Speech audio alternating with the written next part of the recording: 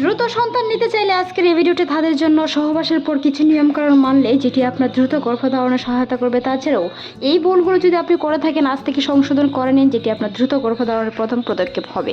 আজকের এই ভিডিওতে আলোচনা করব কয়েকটি গুরুত্বপূর্ণ বিষয় যেটি আপনার সহবাস কিংবা সহবাসের আগে বা পরে সেই নিয়মগুলো মানলে দ্রুত গর্ভধারণ হয়। সেটি অনেকেই হয়েছে, আমাদের কমেন্ট বক্সে অনেকেই বিভিন্ন ধরনের কমেন্ট করে থাকেন, ভিডিওটি তাদের জন্য।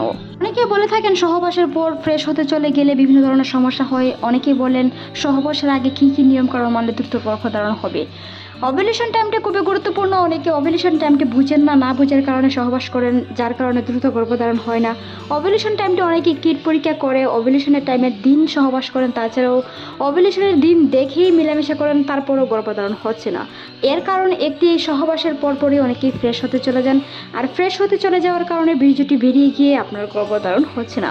মনে রাখতে হবে, যদি আপনি গর্ভধারণ করতে চান তাহলে অবশ্যই সহবাসের পরপর অন্ততপক্ষে 20 মিনিট পর্যন্ত শুয়ে থাকতে হবে। পার্টনারকে অন্ততপক্ষে 10 মিনিট পর্যন্ত উপরে শুয়ে রাখুন। মনে রাখতে হবে, যদি আপনি কোমরের নিচে একটি বালিশ দিয়ে দেওয়ালে পা দুটি সোজা করে শুয়ে থাকেন, সেই ক্ষেত্রে আপনার বীর্যটি সহজেই জরায়ুতে প্রবেশ করতে পারে, যার কারণে দ্রুত গর্ভধারণ হয়। আর তাছাড়া যদি এই সময়তে ওভুলেশন টাইমটি হয়ে থাকে, অর্থাৎ ডিম্বস্ফোরণ হয়ে থাকে, তাহলে তো কোনো কথাই নেই। সহবাসের পর ফ্রেশ হতে না গিয়ে যদি আপনি সন্তান নিতেই চান তাহলে অন্ততপক্ষে 20 মিনিট অপেক্ষা করুন। মনে রাখবেন, পর্যাপ্ত পরিমাণে পানি অবশ্যই সহবাসের আগে পান করতে হবে। সহবাসের পরে 20 মিনিট পর্যন্ত পা দুটি দেওয়ালে সোজা করে রাখি, কিছুটা এল সিস্টেমের মতো হয়ে আপনার কোমরের নিচে একটি বালিশ দিয়ে যেন সহজেই বীর্যটি জরায়ুতে প্রবেশ করতে পারে সেই বিষয়ে লক্ষ্য রাখতে হবে। বীর্য বা সিমির বাইরে বেরিয়ে নেওয়া যায় সেই বিষয়গুলো খেয়াল রাখতে হবে। পর্যাপ্ত পরিমাণে পানি পান করুন, পুষ্টি সমৃদ্ধ খাবার খাওয়ার চেষ্টা করুন। তবে যদি আপনি সহবাসের আগে 4টি খেজুর অথবা কুসুম গরম দুধ পান করেন, সেই ক্ষেত্রে বীর্যের গতিশীলতা বেশি হয়, সেই বিষয়গুলো খেয়াল রাখতে হবে। ওভুলেশনের লক্ষণ অনেকেই বোঝেন না, তা নিয়ে আমাদের চ্যানেলে অসংখ্য ভিডিও আছে, চাইলে ভিজিট করে আসতে পারেন। তাছাড়া ওভুলেশন কিংবা ডিম্বস্ফোরণের বিশেষ কিছু লক্ষণ প্রকাশ পায়, তার মধ্যে একটি লক্ষণ হচ্ছে মাসিকের মধ্যস্থ সময়, অর্থাৎ মাসিকের যে তারিখে হয়েছে সেই তারিখ থেকে ধরে 13তম দিন থেকে 18তম দিনের ভিতরে। তাছাড়া শরীরে তাপমাত্রা বিভিন্ন স্রাবের মাধ্যমে বোঝা যায় ওভুলেশন টাইমটি ডিম্বস্ফোরণ হয়েছে। ডিম্বস্ফোরণ না হলে গর্ভধারণ হবে না, সেই ক্ষেত্রে খেয়াল রাখতে হবে।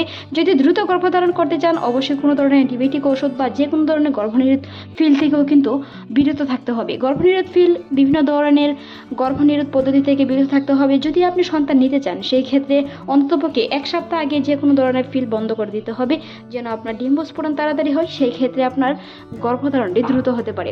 বিভিন্ন ধরনের ফেমিকন ফিল, ফেমিফিল বা বিভিন্ন ধরনের ফিল বা গর্ভনিরোধ পদ্ধতি যে কোনটাই আপনি অবলম্বন করে থাকেন সেই ক্ষেত্রে সেটি বন্ধ করে দিতে হবে।